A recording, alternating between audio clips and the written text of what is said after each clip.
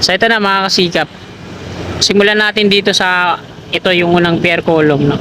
So then sa unahan, kita natin na mayroong mga shoring jack na support para sa paggawa ng platform para magawa ng pier head. Itong mataas na to wala pa. Tapos dito naman sa ikalawa, ito yung double decker. So ayan, nandun pa rin sila sa taas yung mga workers, di pa nila napopormahan. Dito naman sa pangatlo, ayan, konkreto na yung baba. At andito na yung mga yung mga round concrete form na gagamitin dun sa kaliwa, sinisiksik pa rin. Doon naman sa kabila, nag-install na sila ng mga shoring jack, ayan, sa baba para din sa platform na gagawin dyan. So ganito yung itsura niya, yung nando dun. Tapos patawid na yan dun sa creek. Yung may mga may mga nakalagay na numbering sa mga columns, 51, 52, 53. So ayan mga kasikap, yung latest na update natin dito sa may Tomas Claudio Street. Ito po yung Skyway Stage 3 Section 2A. So dadakon tayo doon sa may on-ramp, off-ramp, Quirino Avenue. So tara, let's go! Sinimulan ko to, walang naniniwala sa paligid ko. Ano? Kaya magandang umaga mga kasikap. Welcome po muli sa panibago na naman nating update. Araw po ngayon ng Martes, ika-23 ng Disyembre itong 2025. At nandito tayo ngayon sa may Paco, Santa Mesa Road. So po ito po yung flyover sa kaliwa natin, yung madidemolish. Galing dyan sa may Padre Jacinto Zamora Bridge. Patungo yan doon sa unahan. Yan, madidemolish po yan. So sayang So ngayong umagang ito mga kasikap, diretso tayo dito sa Skyway Section 2A. Titingnan natin, tapos yung dito sa may Tomas Claudio Street, doon tayo pupwesto sa taas na itong footbridge doon sa dulo. So silipin natin yung mga pagbabago at kaganapan ngayong umagang ito. So tas diretso tayo hanggang doon sa may on-ramp, off-ramp, Quirino Avenue, may Quirino Interchange. Ayan, doon tayo mag-end ng ating video. So tara, let's go! Dito yan sa kanan natin, C2 P55, may nakalagay doon C2 column 2, dalawang column, tapos pier 55 yung nakalagay doon na naka-paskel.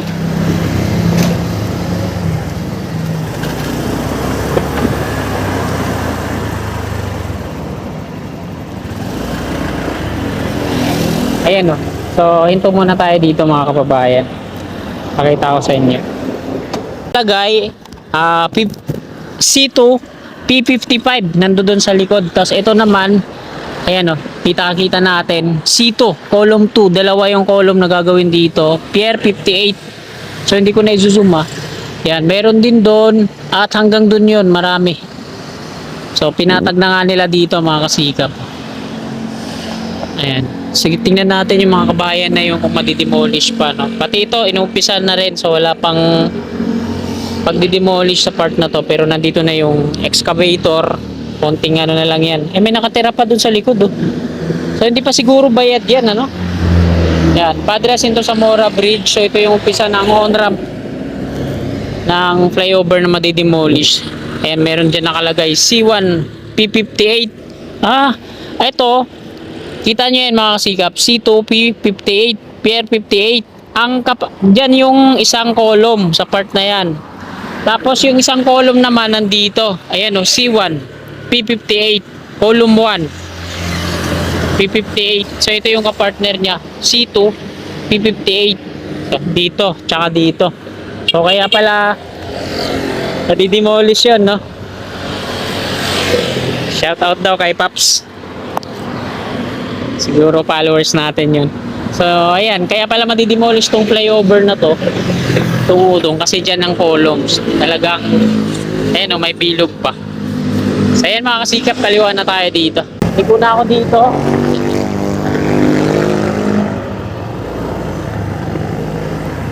Ayan, meron ding dito mga kasikap, ito. Ayan yung markings ng column 58. Tatandaan yung partner.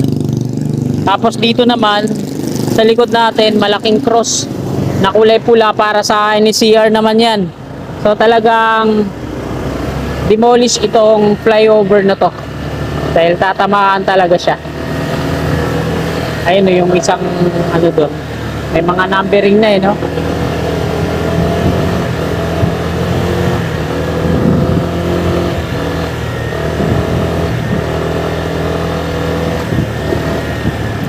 Ayun, pati dito mga kasikap, may nakalagay na. Ayun, ayun nakalagay doon. Sito Pier 37. 37 ay 52. Sorry, malabo talaga yung mata ko pag malayo, pero pag malapit malinaw yung paningin ko. So, ibig sabihin nun, Sito Pier 57. Ang niyan ay 52. Ang kapartner niya dito, no? So, dito yung magiging kapartner niyan.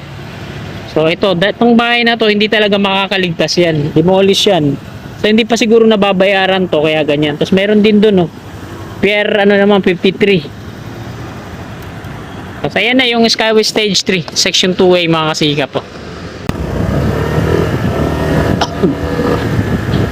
Ayun, meron din dito sa giniba nila nakalagay, Pier 51.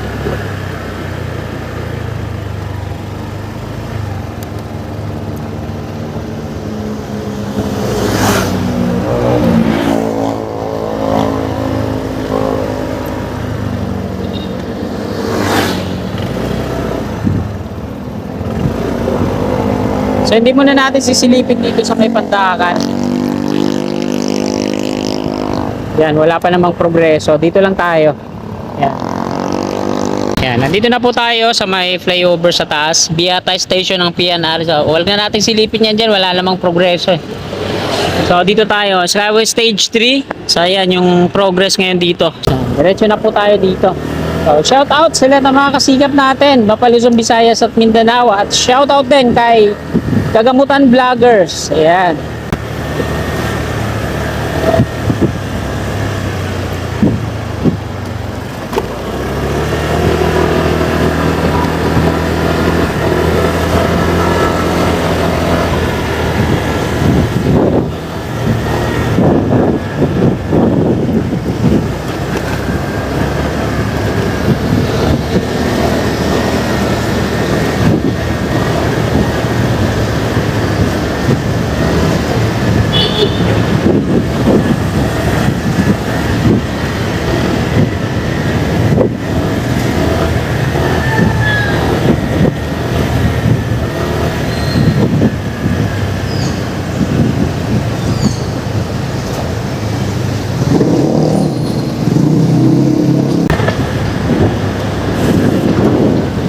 Sana dito na tayo mga kasikap sa may Plaza Azul.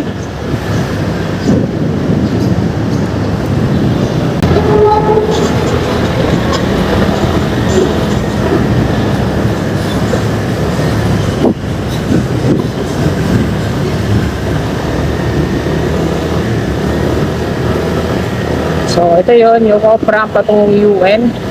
Yung mga downspout drain pipe niya nakalawit dito sa ilalim. Nilagyan din pala nila dito ng mga LED light. Ayan, siksik, tigdadalawa bawat kabilaan. So wala pa mga kasikap. Wala pang senyales na construction sa part na to.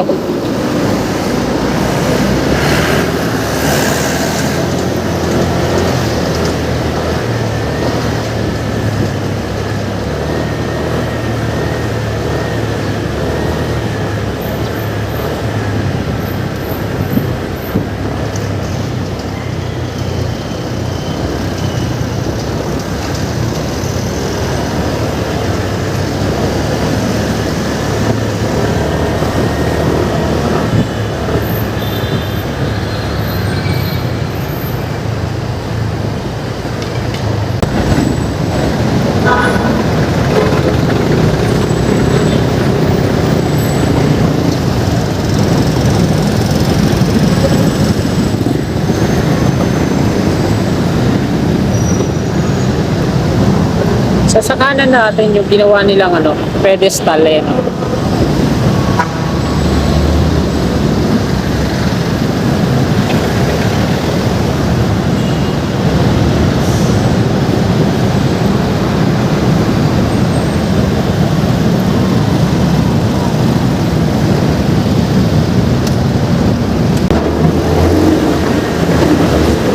dito sa ilalim. Merino interchange na po ito.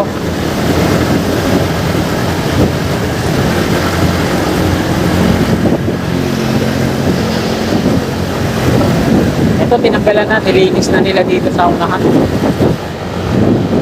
So, dito tayo mag-U-turn.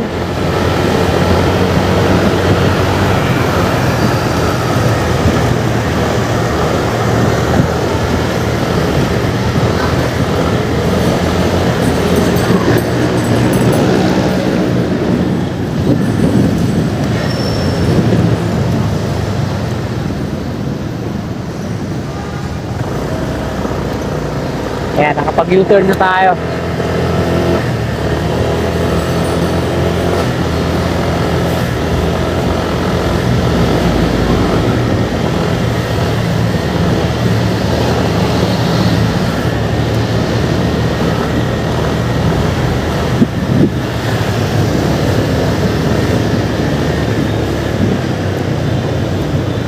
So, ayan yung on-ramp patungong south. Taas.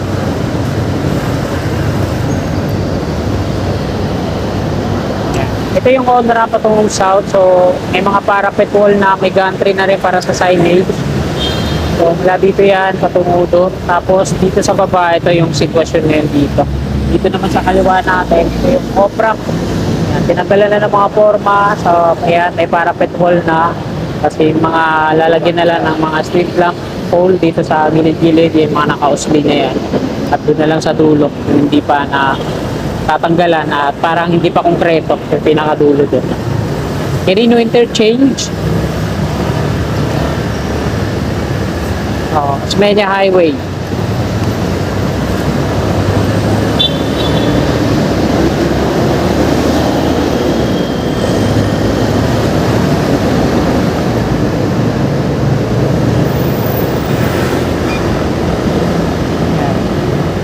Yung mga scaffolding at yung mga support dito sa ilalim, ayan, tinanggal na, na-clear na nila.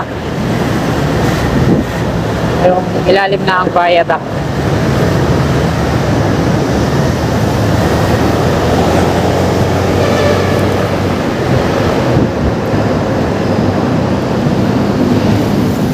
At ayan mga kasikap, hanggang dito na lang po itong video na to. Marami pong salamat sa inyong walang sawa at kahit suporta. Magandang umaga po. God bless. Tulatan ko lahat ng mga